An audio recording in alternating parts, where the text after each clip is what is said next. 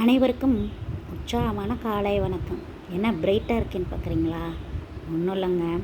இன்னைக்கு இன்னைக்கு நமக்கு பரீட்சை முடிஞ்சு லீவு கொடுக்க போகிறாங்க. நாளையிலேருந்து அரை பரீட்சை லீவு. ஆமாவா? இதில் குறளோவியம் அப்படின்னு ஒரு புத்தகம் கலைஞர் எழுதியிருக்காருங்க. எவ்வளோ அழகாக இருக்குது தெரியுமா? 354 குறட்பாக்கள் அழகாக அவர் கதைகள் மூலமாக தன்னோட வசன கவிதையை இவ்வளோ அழகாக நயமாக படைத்திருக்காங்கங்க. ஆமாம், செம்ம சிறப்பாக இருக்குது.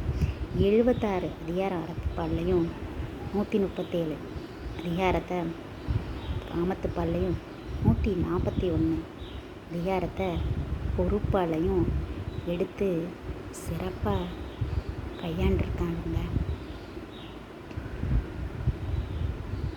இவ்வளவு சிறப்பான அந்த குறட்பாக்கள் எல்லாம் பார்த்திங்கன்னா இவ்வளோ சிறப்பாக இருக்குது. அதுலேயும் பக்கத்தில் இருக்கிற ஓவியங்கள் ரொம்ப பெரிய காவியங்களை பாடுதுங்க. இவ்வளோ அழகாக இருக்குது. ஒவ்வொரு குறளுக்கும் சில குறள்களுக்கெல்லாம் அதிகமான குறள்களுக்கு அந்த கதைகளை கொண்டு வந்திருக்காரு.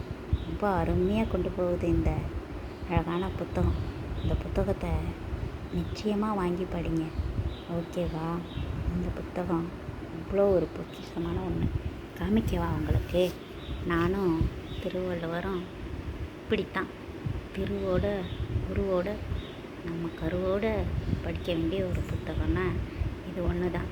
கர்ப்பிணி பெண்கள் கூட இந்த புத்தகத்தை படிங்க.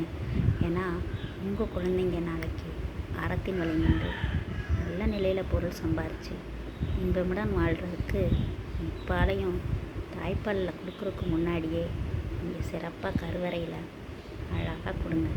ஏன்னா அது எதிர்கால சந்ததியை முந்தித்தள்ளன்றேன். ஓகேவா? பண்ணுவீங்களா? பண்ணுங்கள். கமெண்ட் பாக்ஸில் சொல்லுங்கள். தேங்க்யூ. பை.